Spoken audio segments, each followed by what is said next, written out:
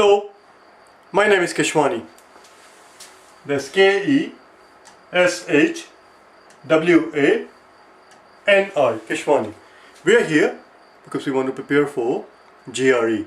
We have been solving GRE math problems out of this book here, the official guide to the revised GRE, the second edition. If you do not own this book already, purchase one immediately. You're going to need it. The problems that we are about to solve are the ones that you will find on page number 226 and 227. Please turn to page number 226, and today is our lesson number 312.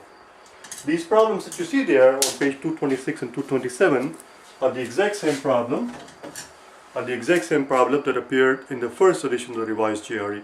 We have already solved every single problem from this book. If you're interested in watching the original solutions, which are done at a much slower pace, you will find the original solutions on day number 98 and 99. Let's take a look at it.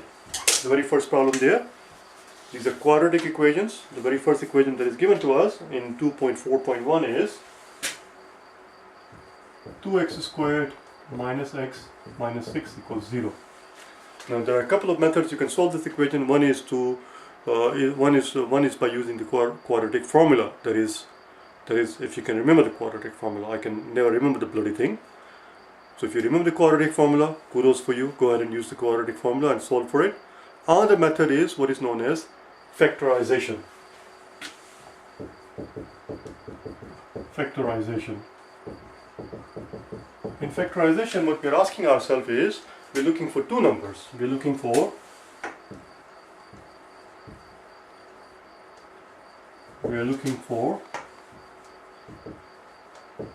two numbers such that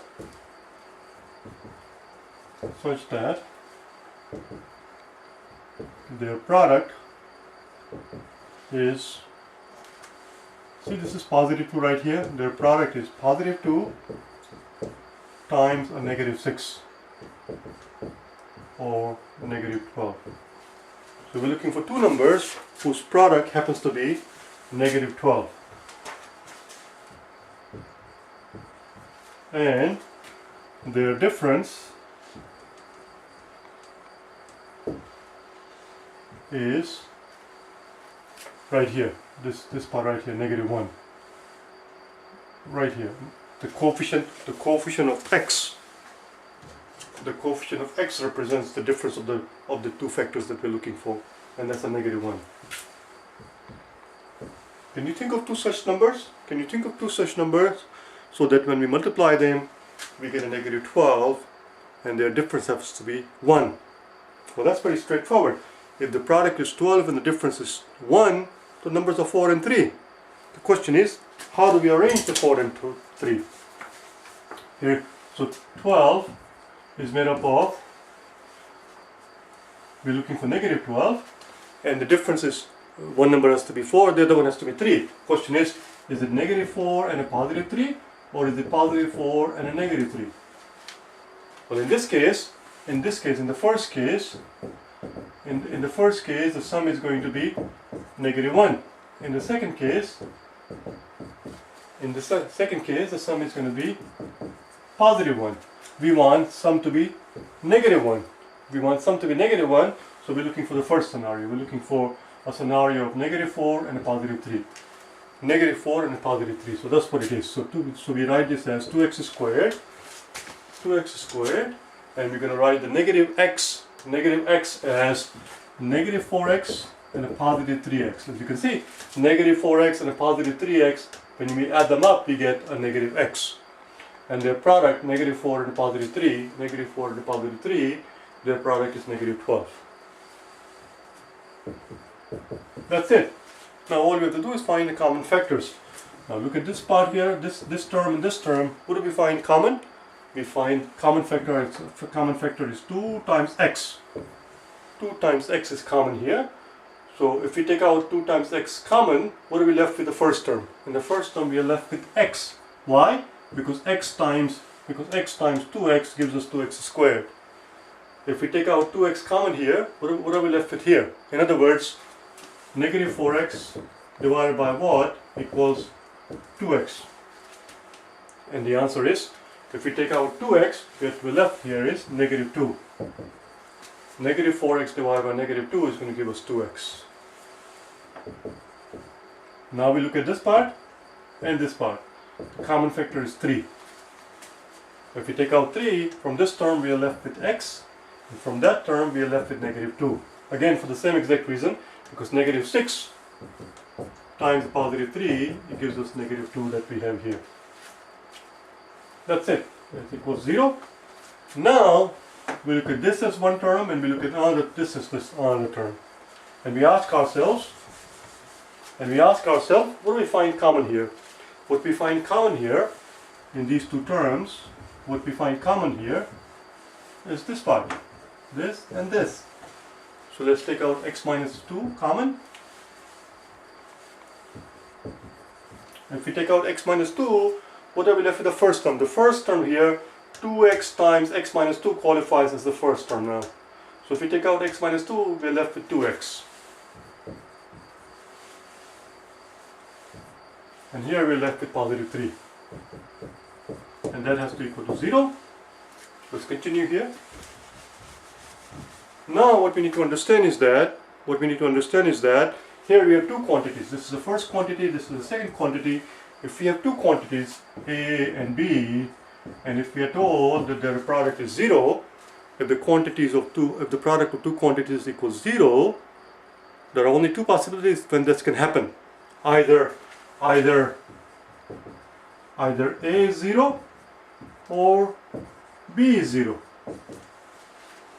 Because if A is 0, it doesn't matter. If A is 0, it doesn't matter what B is. 0 times B will be 0.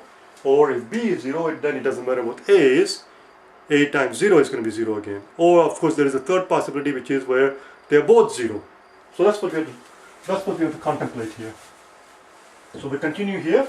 So this tells us that either x minus 2 is equal to 0 or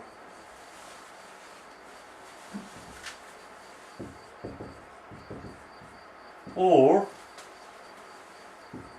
2x plus 3 is equal to 0. If x minus 2 is equal to 0, this implies that x must be equal to positive 2. And if this is 0, then this implies that 2x must equal negative 3, and therefore x equals negative 3 over 2. There we go. Those are our two solutions. Because it's a quadratic equation, it's going to have two solutions. Right there. Positive 2 and a negative 3.5. And those are the two solutions to these equations. Which means these two values, what we're claiming here is that this value of x and that value of x, they both satisfy this equation. What does it mean to satisfy an equation? That means that if we were to substitute these values in there, we better get a 0. So we're going to quickly verify that part. Let's quickly verify this thing. I need a room here. I need to erase some stuff. Let's erase this part, okay, because we need the room. That's it. We're going to verify it now.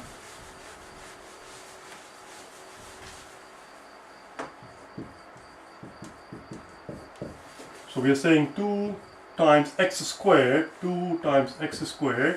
minus 1x minus a 6 equals 0. Let's put in this value of positive 2.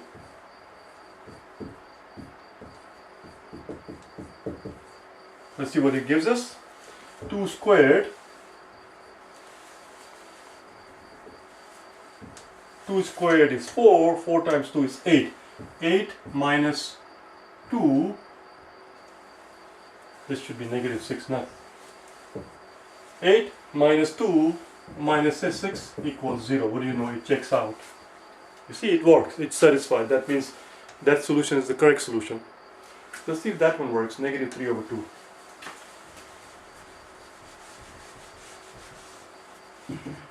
Negative 3 over 2 squared minus negative 3 over 2, negative 6. If we open the parentheses, this negative 3 will become positive. It will become 9. So if we have 9 over 4 times 2, and this 2 will cancel out with this 2 will become 9 over 2, and this negative will become positive, 3 over 2. And then how can we write this as over 2? We can write 6 as 12 over 2. So what we have here is positive 9 and a 3 and a negative 12 over 2. And what are you supposed we're going to get? 9 plus 3 minus 12. You're going to get 0. You see, it checks out, it equals 0. So both of these solutions are correct. Both of these solutions are correct. Let's do one more. On the next page, we have another problem, 2.4.2. Let's do that one. 2.4.2. As far as this one is concerned, we are done.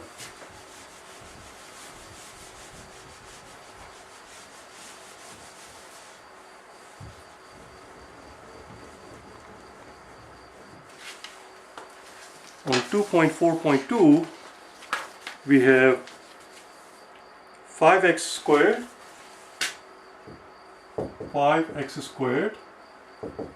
plus 3x minus 2 equals 0. Again, we're going to use the same method, factorization method.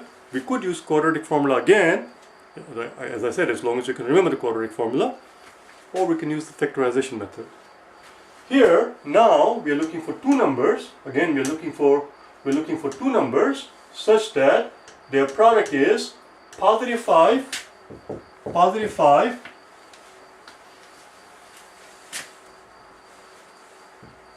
times a negative 2. Positive 5 times a negative 2. You see? Or negative 10. And their difference has to be 3. Their difference has to be 3. Can you think of two numbers which when multiplied together gives us 10? Can you think of two numbers which when multiplied together yields 10, gives us a product of 10, and yet their difference is 3? Well, that's very straightforward. Those two numbers are right here staring in our face. Those two numbers are 5 and a 2. 5 times 2 is 10, and the difference of 5 and a 2 is 3. So the factor is actually very apparent in this case. In the previous one, the factors were not apparent. We had to do something here. So we're looking for negative 10. We're looking for a product of negative 10. We can have the question is it going to be positive 5 and negative 2, or is it going to be negative 5 and a positive 2? You see, positive 5 times the negative 2 gives us negative 10, and a negative 5 times the positive 2 gives us negative 10. Negative 10. So in both cases, their product is negative 10, but their sum has to be positive 3. Their sum has to be positive 3. In this case, a positive 5 plus a negative 2 does equal positive 3. In this case, a negative 5 plus a positive 2 is going to give us negative 3. So we're looking for the first scenario, not the second one. Second scenario does not work. So our factors are going to be positive 5 and a negative 2. Positive 5 and a negative 2. So let's break this out here. 5x squared, positive 5x, negative 2x. Again, you can see positive 5x and a negative 2x. Positive 5x minus a 2x gives us a positive 3x. And then we have negative 2 equals 0. Okay, let's pick up some speed now. So what do we find common in these two factors? The common factor is 5x. If we take out 5x, from here we are left with only x, because x times 5x is going to give us 5x. Once we take out the 5x here, what are we left with here? A 0? No, it's not 0. It is 1. Because again, 1 times 5x is going to give us our 5x.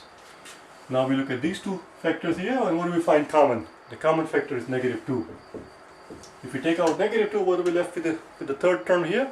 In the third term, once we take out negative 2, we are left with x. Again, when we take out negative 2, here we're left with positive 1, not 0. Because you see, negative 2 times positive 1 is going to give us negative 2. And negative 2 times x is going to give us negative 2x. And this equals 0. Now we look at this as one term and this as one term. And what do we find as the common factor? The common factor is x plus 1 and an x plus 1 right here. X plus 1 comes out common. And what are we left with the first term? In the first term, what we're left with here is 5x. And here what we're left with is negative 2. 0. There we go. Again, we have two quantities whose product is equal to 0, which means either the first quantity is equal to 0 or the second quantity is equal to 0. let's continue here. So that tells us that either x plus 1 is equal to 0 or 5x minus 2 has to equal to 0.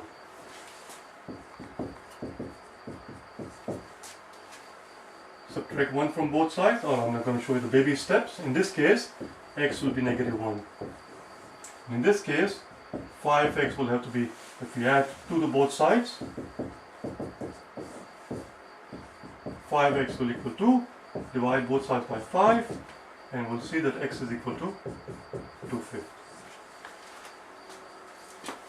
Again, you can substitute these values of x, these values of negative 1 and 2/5 in this equation, and you will see that both of these values will satisfy the equation. We can do negative 1 very quickly. Negative 1 is very simple. If you put negative 1 here, negative 1 squared becomes positive 1. That's just 1 times 5 is 5. And 3 times negative 1, 3 times negative 1 is going to be negative 3. Negative 3 and a negative 2 is negative 5, and this is a positive 5, it's going to give us 0. Similarly, you can put 2/5 in there, and you will see that it will do the job. It will satisfy the equation. Those are the two solutions. That was it. And that method that we just did is called factorization. Tomorrow we'll look at 2 more solutions there, or 2 more problems on the next page, page number 228, which deal with, these are linear equations. On page 228 we have 2 linear equations, or I shouldn't say linear equations, we have 2 linear inequalities. Tomorrow we'll solve not linear equations, but we have what we have there are 2 inequalities, and we'll learn how to tackle those, how to solve inequalities. Okay, that will be tomorrow. Bye now.